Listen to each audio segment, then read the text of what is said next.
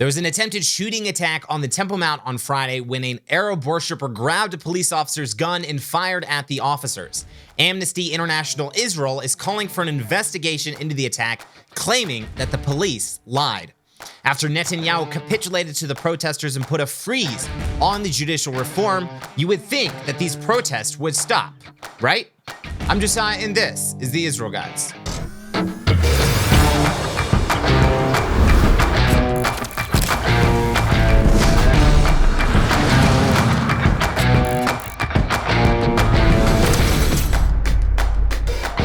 Welcome to the Israel Guys, where we believe that in a world of Jew hatred and anti-Israel propaganda, you should have a direct connection to the land and people of Israel. Welcome back to the show, guys. First off, make sure to hit that like button. Also, subscribe if you enjoy watching these videos and help us reach more subscribers. We're hoping to hit 100,000 subscribers this year. It's a big goal, but we believe you can do it. If you would help us out with that, we greatly appreciate it. So, as per usual, last several weeks, there's been a lot going on in Israel. And as many of you know, Ramadan is in full swing here in Israel. I think we're like 2 weeks into Ramadan now, which is the Muslims, I think one of the biggest holidays of the year. It's a month long, and a lot of times during the month of Ramadan, we see more unrest and violence from the Palestinian Arab sector more than usual. So Friday night, there was an attempted shooting attack, or I guess you could call it an actual shooting attack, on the Temple Mount when an Arab terrorist tried to steal a police officer's weapon and shoot the police officers. So I think from all the information we have right now, this is kind of what happened at that attack Friday night. So the police were on the Temple Mount inside the chain gate of the Temple Mount. They stopped an Arab worshiper coming out or walking past. They asked him where he was from, told him he needed to leave because the area was closed. They started escorting the man to the exit when at some point, this Arab man grabbed the police officer's gun from his holster and fired at the other officers who were also there at that gate.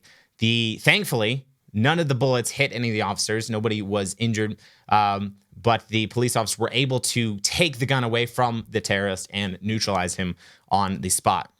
So that happened Friday night. Then right after that, that kind of sparked a lot of riots from the Arab residents of Jerusalem there, rioting against the police, violent clashes throughout different parts of the Arab part of the city. So there was that happening Friday night. And then that's kind of like just a synopsis of what happened there. So since then, there's been a lot of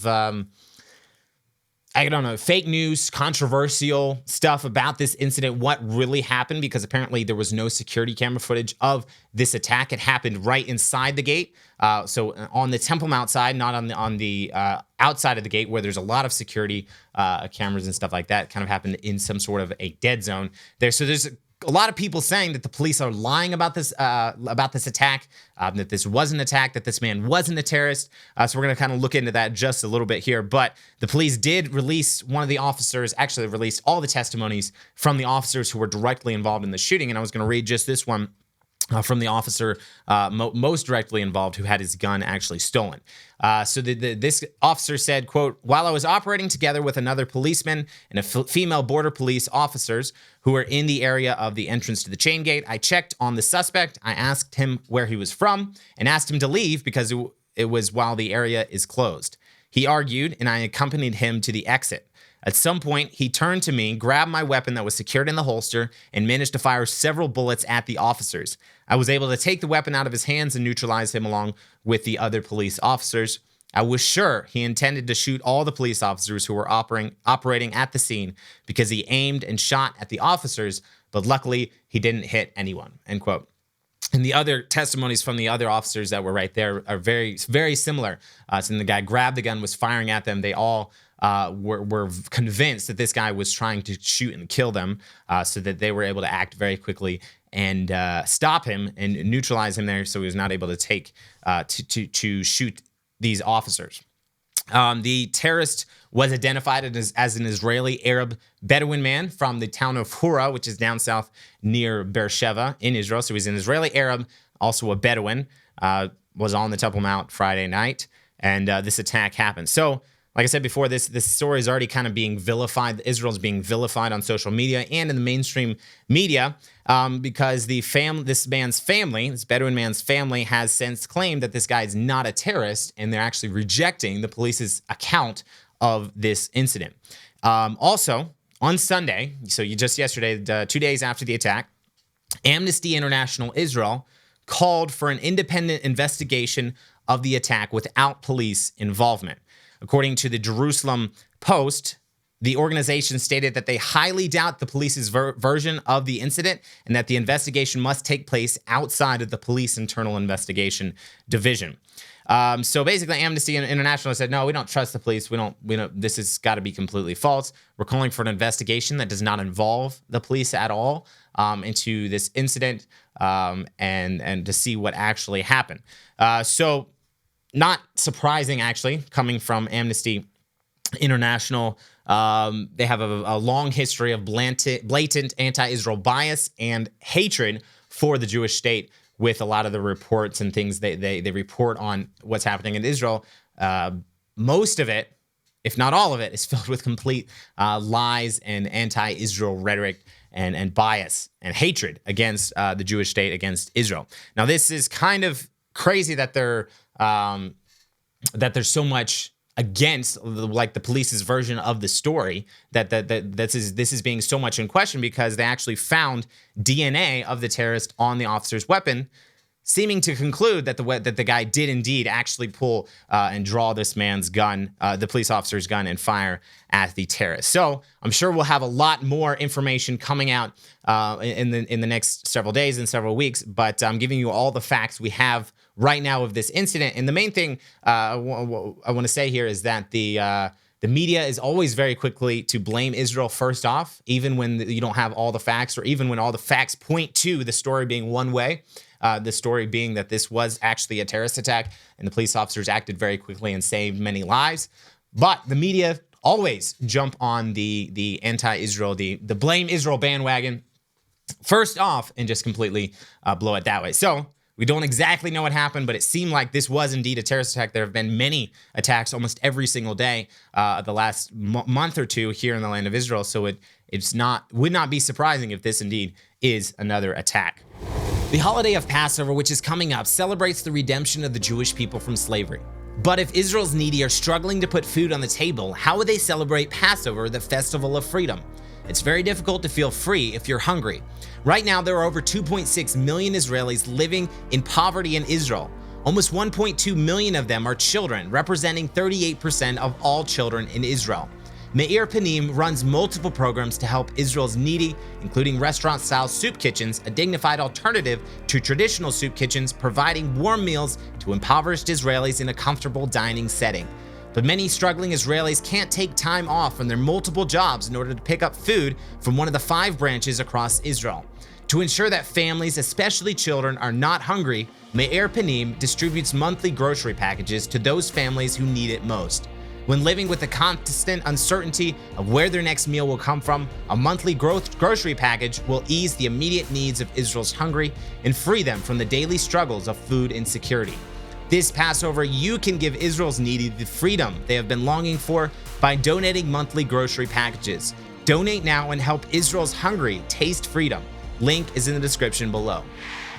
So last week, Netanyahu made the announcement that he is freezing the judicial reforms until after till the summer session of the Knesset. The Knesset meets back again in the summer after the major protests on Sunday of last week, when they tried shutting down a lot of the country because they weren't getting the leftist protesters weren't getting their way with the judicial reforms, and then Netanyahu fired the defense minister. We talked about all that last week.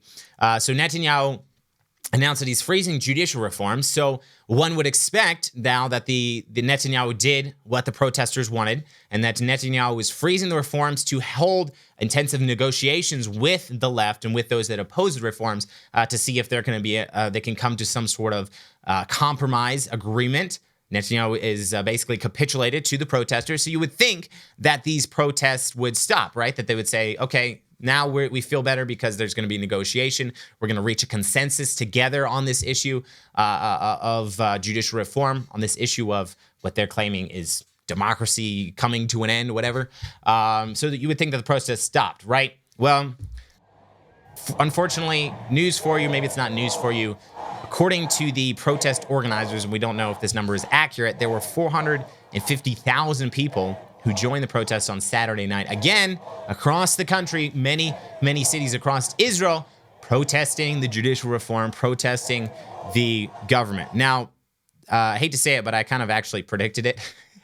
I told some of our guys here in the studio last week, I said, if Netanyahu freezes the judicial reforms, there's still going to be protests next week. And yes, I think a lot of people expected that because, and I think the main reason for that is because we went to several of the protests and I got the feeling firsthand from the protesters themselves, talking to them and hearing what they were against, that they are not specifically protesting judicial reforms. They're specifically protesting the government. They're protesting Bibi's government and his right-wing, more conservative, religious government that is now in power.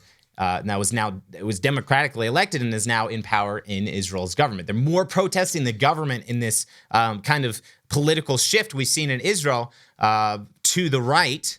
They're protesting that more than they're protesting the judicial reforms. Obviously, the judicial reforms is a part of that. It's kind of like their main avenue, their main way to go out and protest. But it seems to be one of the things that's pushing this forward. So they're going out protesting judicial reforms. Netanyahu froze it, and this is what happened. So there was at least tens of thousands of protesters gathered throughout Israel. Organizers said 450,000. We have really no idea how to see if those numbers were actually accurate or not. So it's probably safe to say there were hundreds of thousands, we could say probably, across Israel that are protesting. They were blocking junctions, blocking off roads in a lot of the different cities across Israel again.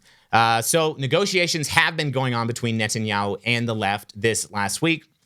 And you just kind of wonder, why are they still protesting? Maybe it's what I mentioned just a minute ago. I recommend you go and watch the show from Friday, where we showed the footage when we went to Tel Aviv. We did the showing the footage going to Tel Aviv and hearing from the protesters. You can see it firsthand from yourself. These protesters telling us, we went with our camera crew, telling us why they were there and what exactly they were protesting against. So we'll see if there's a negotiation, able to come to an agreement, maybe a compromise, maybe not. Maybe Israel, maybe Netanyahu will drop the judicial reform completely. Maybe he will, after the Knesset meets back together again, maybe they will push it forward through to make it into law. Who knows, but we'll definitely see in the upcoming days. Guys, stay connected to the Israel guys. You'll catch the news firsthand of what's happening here in Israel about what is going on. Guys, subscribe, get the conversation going in the comments below. And as always, tune out the fake news and tune into what is actually happening here in the land of Israel. We'll be back every Monday through Friday with your direct connection to the land and people of Israel.